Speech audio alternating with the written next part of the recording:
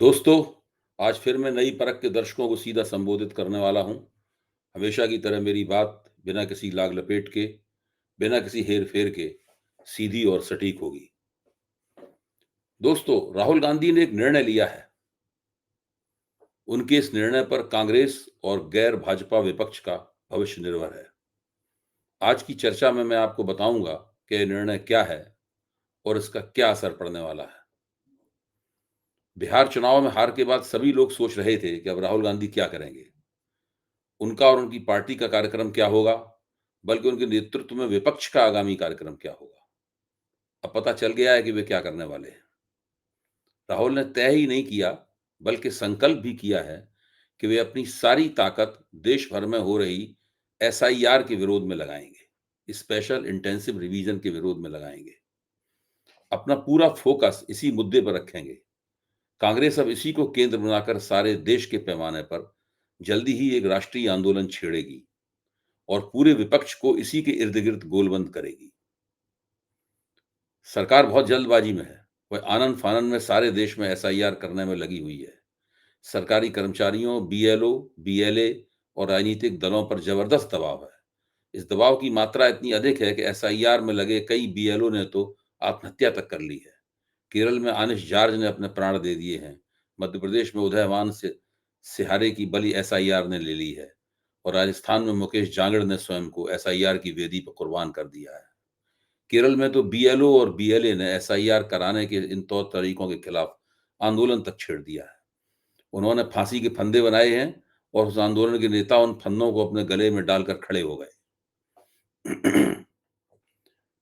दोस्तों, राहुल गांधी का यह फैसला इसलिए भी महत्वपूर्ण है कि बिहार में चुनाव की पराजय के बाद चारों तरफ से राहुल गांधी पर दबाव यह पड़ रहा था कि वे वोट चोरी और एसआईआर की कवायद का विरोध करने का मुद्दा छोड़ दें, क्योंकि ये मुद्दा बेकार साबित हुआ है। दलील ये थी, ये मुद्दा बेकार साबित हुआ है, मतदाताओं ने इसे नहीं थामा।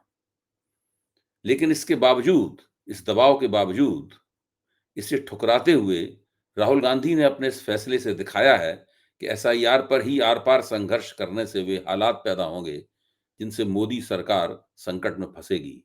चुनाव सुधारों की बेहद ज़रूरी माँग बुलंद होगी, लोकतंत्र को कमज़ोर करने की साजिश नाकाम की जा सकेगी और कुल मिलाकर संविधान में दर्ज एक व्यक्ति एक वोट के पवित्र अधिकार की रक्षा की जा सकेगी।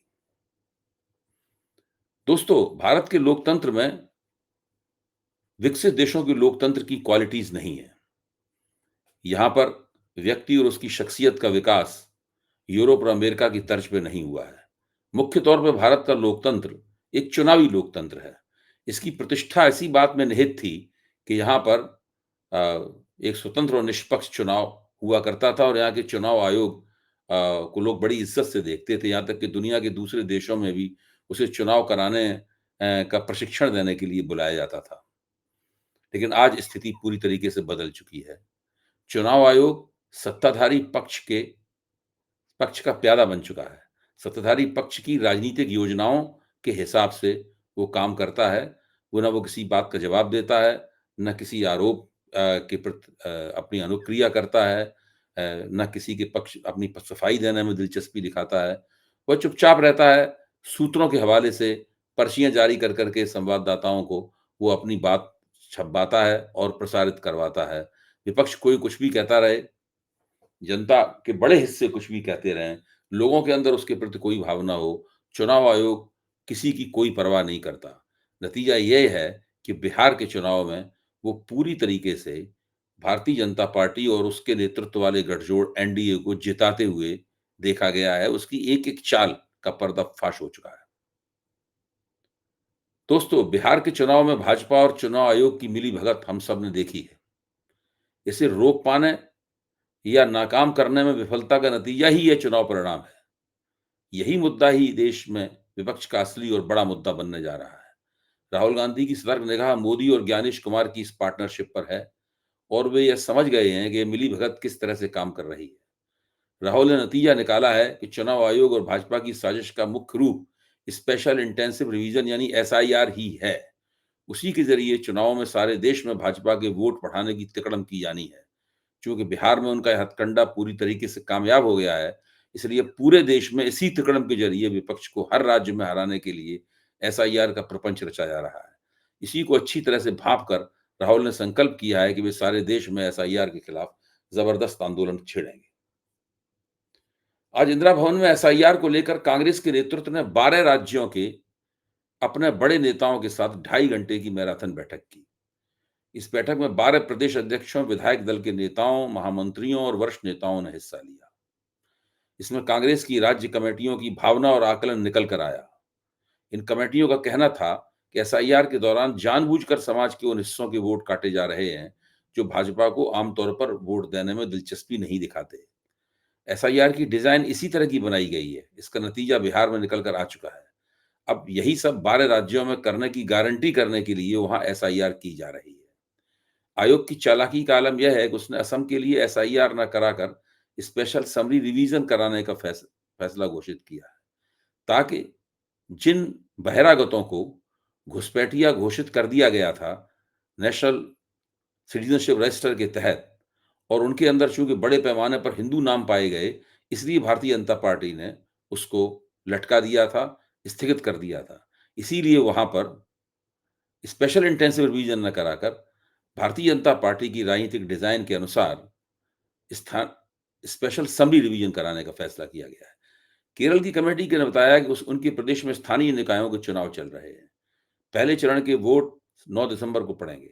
केरल विधानसभा ने प्रस्ताव पास करके आयोग को भेजा है कि एसआईआर को स्थगित किया जाए, लेकिन आयोग तैयार नहीं है। उल्टा उसने कड़ा आदेश दिया है कि 1 महीने में एसआईआर की कवायद पूरी की जानी चाहिए। दोस्तों, केरल ही नहीं बल्कि तमिलनाडु, पश्चिम बंगाल विधानसभा ने भी प्रस्ताव पास करके एसआईआर का विरोध किया है, लेकिन चुनाव आयोग को इसकी परवाह नहीं है। चुनाव आयोग ने वहां एसआईआर की शुरुआत करवा दी है और इस बात की भी कोई परवाह नहीं की कि राज्य सरकारों से जो टकराव हो सकता है उसको किस तरीके से उससे किस तरीके से बचा जाए, और राज्य सरकार के साथ एक बातचीत करके, उनके साथ एक बैठक करके वहां एसआईआर किस तरह से कराई जाए, इसकी ऐसी योजना बनाई जाए ऐसे राज्य सरकार को भी नाराजगी ना हो। लेकिन इस प्रकार के फेडरलिज्म का और इस प्रकार के फेडरलिस्ट आग्रहों की, संघात्मक आग्रहों की चुनाव आयोग की निगाह में कोई कीमत नहीं है, क्योंकि उसे भाजपा की शर्तों और भाजपा की जरूरतों के हिसाब से एसआईआर करवाना है। इस बैठक में नेता प्रतिपक्ष राहुल गांधी ने दो टूक शब्दों में कहा कि पारदर्शी चुनाव कराना चुनाव आयोग की जिम्मेदारी है, लेकिन आयोग अपना यह काम कर नहीं रहा है, इसलिए हमें लोकतंत्र बचाने के लिए यह सब करना पड़ेगा। देश के जिन 12 राज्यों में एसआईआर होना है उसके बारे में इस बैठक में कांग्रेस पार्टी ने निर्णय लिया कि अगर दिसंबर के पहले सप्ताह में दिल्ली के रामलीला मैदान में एसआईआर के खिलाफ एक विशाल रैली आयोजित की जाए। इस रैली में कांग्रेस चुनाव आयोग के भाजपा का मोहरा बन जाने का पर्दाफाश करेगी। सभी का अनुभव सभी का अनुभव है सभी का अनुभव यही है कि एसआईआर में टारगेट कर लोगों के नाम काटे जा रहे हैं। गुजरात में कांग्रेस एक जनाक्रोश यात्रा निकालेगी, जो पूरे गुजरात से निकलने वाली इस यात्रा की शुरुआत 21 नवंबर से होगी। यात्रा का समापन गांधीनगर में होगा। इसमें नेता प्रतिपक्ष राहुल गांधी भी शामिल होंगे। चुनाव आयोग ने जैसा बिहार में किया वही हथकंडा बाकी राज्यों में अपनाया जाएगा। कांग्रेस का कहना है कि एसआईआर को लेकर हम बिहार चुनाव के पहले से सवाल उठा रहे हैं। हमने बिहार में वोटर अधिकार यात्रा भी निकाली थी और देश को बताया था कि एसआईआर में बहुत सी गड़बड़ियां हैं। एसआईआर के बारे में सुप्रीम कोर्ट के 5 आदेश भी आए जो कि चुनाव आयोग की बदनीयत को प्रदर्शित करते थे, और उसे सुप्रीम कोर्ट ने भी देखा। कांग्रेस पार्टी ने देश भर में एक हस्ताक्षर अभियान चलाया जिसमें 5 करोड़ दस्तखत जमा हो चुके हैं। यह पूरा अभियान पार्टी स्तर पर चलाया गया। अगर वोटर का अधिकार छीना जाएगा तो आवाज उठाना हमारा कर्तव्य है, ये कांग्रेस का कहना है। बैठक में कांग्रेस के वरिष्ठ नेता मुकुल वासनिक ने संगठन की कमजोरियों की तरफ भी इशारा किया। उन्होंने कहा कि बूथ स्तर तक बीएलए की नियुक्ति हुई है या नहीं, वे एसआईआर फॉर्म भरवा रहे हैं या नहीं, मॉनिटरिंग सेंटर काम कर रहा है या नहीं, इस सब की पूरी पड़ताल नहीं होती है और ये पड़ताल होनी चाहिए, ताकि अगर कहीं एसआईआर हो रही है और चुनाव आयोग उसे रोकने के लिए तैयार नहीं है, तो उसकी एसआईआर की कवायद में होने वाली गड़बड़ियों और होने वाली शरारतों को की रोकथाम हो सके। बूथ स्तर से लेकर प्रदेश अध्यक्ष तक और विधायक दल के नेता से लेकर प्रभारी और महासचिव तक इसकी जवाबदेही तय होनी चाहिए। बैठक में इस बात पर भी चर्चा हुई कि जिस भी प्रदेश में कम से कम 70% से कम काम हुआ हो, वहां के सभी जिम्मेदार लोगों के खिलाफ कार्रवाई होनी चाहिए। बैठक में कुछ लोगों की राय थी कि एक बार चुनाव आयोग किसी भी राज्य में इलेक्टोरल रोल पब्लिश कर दे, उसके बाद आखिरी वक्त में उसमें फेरबदल ना हो, इसके लिए आयोग पर दबाव भी डाला जाना चाहिए।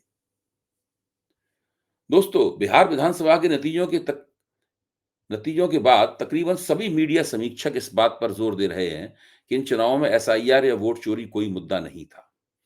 वे कह रहे हैं कि लोगों पर वोट चोरी के नारे का कोई असर नहीं था। ये बात बावजूद इसके कही जा रही है कि कभी भी राहुल गांधी या कांग्रेस ने या विपक्ष ने ये नहीं कहा कि वो वोट चोरी के सवाल पर वोट मांग रहे हैं। ऐसा कभी भी नहीं कहा गया। वोट चोरी तो जनजागरण अभियान था, जिसमें लोगों को अपने राजनीतिक अधिकारों, अपने लोकतांत्रिक अधिकारों और जो एक वोट एक व्यक्ति का जो बुनियादी अधिकार है, उसके प्रति लोगों को कैसे जागरूक किया जाए, इसके बारे में वोट चोरी अभियान था। लेकिन राजनीतिक समीक्षक चुनाव नतीजे की रोशनी में यह दिखाने की कोशिश कर रहे हैं कि महागठबंधन वोट चोरी के सवाल पर चुनाव लड़ रहा था। उनका समीक्षकों का आरोप है कि राहुल और तेजस्वी अपनी वोटर अधिकार यात्रा के बावजूद लोगों को इस बारे में अपनी बात नहीं समझा पाए। इन समीक्षकों की यह भी दलील है कि वोट चोरी के मुद्दे में उलझने की बजाय राहुल और तेजस्वी को बेरोजगारी जैसे मुद्दों पर फोकस करना चाहिए था।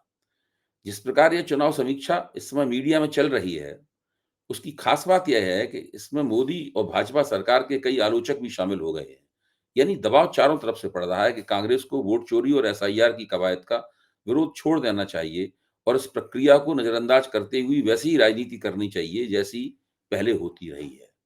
यानी महंगाई, बेरोजगारी, कानून व्यवस्था जैसे रोजमर्रा के मुद्दे उठाने चाहिए, क्योंकि वोट चोरी की बात करने से मतदाताओं पर कोई असर नहीं पड़ता है। चूंकि यह बात समर्थकों के हिस्से की तरफ से भी की जा रही है और विरोधी तो ऐसा कह ही रहे हैं, इसलिए जाहिर है कि राहुल और कांग्रेस ने इसका ठीक से संज्ञान लिया होगा। मेरी खबर यह है कि मीडिया में चल रहे डिस्कोर्स को अच्छी तरह से समझकर और उसकी जांच करके ही राहुल गांधी ने तय किया है कि विपक्ष की राजनीति का भविष्य एसआईआर के विरोध, उसे रुकवाने या खारिज करवाने या उसके भीतर रेडिकल संशोधन करवाने पर आधारित निर्भर है। यह सवाल उठता है कि क्या महंगाई, बेरोजगारी और कानून व्यवस्था जैसे गवर्नेंस से संबंधित सवाल को छोड़कर एसआईआर पर मुहिम चलाई जाएगी, ये चलाई जाती रही है? ये सवाल इसलिए उठाना भी जायज है कि विपक्ष के आलोचक इस बात को पूरी तरह से नजरअंदाज कर रहे हैं। दरअसल भाजपा की शरारत ही यह है कि मीडिया की मदद से एसआईआर के मुद्दे को राहुल गांधी की व्यक्तिगत झकबाजी साबित कर दिया जाए। मीडिया में इतना शोर मचाया जाए कि विपक्ष के अन्य नेता राहुल गांधी के इस आंदोलनकारी कार्यक्रम में भाग लेने से परहेज करने लगे। लेकिन मीडिया के ये समीक्षक कुछ भी कहते रहे, विपक्षी राजनीति की हकीकत कुछ और ही है। जिन लोगों ने बिहार की वोटर अधिकार यात्रा को ध्यान से देखा है, वे ईमानदारी से कबूल करेंगे कि उस आंदोलनकारी कार्यक्रम में राहुल लगातार बेरोजगारी के मुद्दे को भी स्पर्श करते रहे। ऐसा नहीं है कि बिहार के चुनाव के अन्य प्रश्नों से यात्रा से नदारद थे। ऐसा लग रहा है कि ये आलोचक जानबूझकर एसआईआर नामक साजिश को अन्य मुद्दों की कसौटी पर कैंसिल करवा देने पर आमादा हैं, पर राहुल इसके लिए तैयार नहीं है। दरअसल ये राजनीतिक समीक्षक नहीं चाहते कि बिहार चुनाव के वे तथ्य सामने आए जो एसआईआर से सीधे जुड़े हुए हैं। क्या यह एक हकीकत नहीं है कि एसआईआर के जरिए काटे गए और जोड़े गए वोटों की भाजपा और एनडीए के बढ़े हुए वोटों में मुख्य भूमिका है? बिहार में ऐसे निर्वाचन क्षेत्रों की बड़ी संख्या है जहां एसआईआर में जोड़े गए वोटों के तकरीबन बराबर ही भाजपा के विजयी उम्मीदवारों की जीत की संख्या भी है। क्या ये देखकर ताज्जुब नहीं होता कि जो वोट जोड़े गए हैं, ये कितने बेचैन थे कमल पर बटन दबाने के लिए? ये समीक्षक और उनके तर्कों पर सिर हिलाने वाले लोगों को ये समझ में नहीं आ रहा है कि जो बिहार में हुआ वही थोड़े बदले हुए रूपों में बंगाल में करने की कोशिश की जाएगी। एसआईआर की मदद से भाजपा बंगाल जीत भी सकती है। मुझे ताज्जुब नहीं होगा कि इस बार तमिलनाडु और केरल जैसे प्रांतों में भी भाजपा एसआईआर के दम पर पहले से कहीं अच्छा प्रदर्शन करके दिखा दे। इसलिए सबसे ज्यादा जरूरी है कि पहले जन संघर्षों के जरिए और कानूनी लड़ाई के जरिए, प्रचार के जरिए और जनता के बीच जागरूकता के जरिए एसआईआर की हवा निकाली जाए। राहुल गांधी ने इसके लिए कमर कस ली है। अब विपक्ष इस मुद्दे पर ही एक राष्ट्रीय आंदोलन विकसित करने की कोशिश करेगा। जल्दी ही यह लोकतंत्र के लिए करो और मरो का सवाल बनता हुआ दिखाई देगा। दोस्तों, आज की सीधी बातचीत करने से पहले मैं आपके अपने चैनल नई परख के बारे में कुछ और भी कहना चाहता हूँ। आप सभी ने नई परख को इतना प्यार दिया है, इसके लिए सभी दर्शकों का तहे दिल से शुक्रिया। अगर आप चाहते हैं कि आपके लिए अलग से कंटेंट बनाऊं मैं, आपकी टिप्पणियों पर प्रतिक्रिया करूं या आपके सुझावों पर चर्चा करूं, तो आप हमारे चैनल के साथ खास तरह से जुड़ सकते हैं।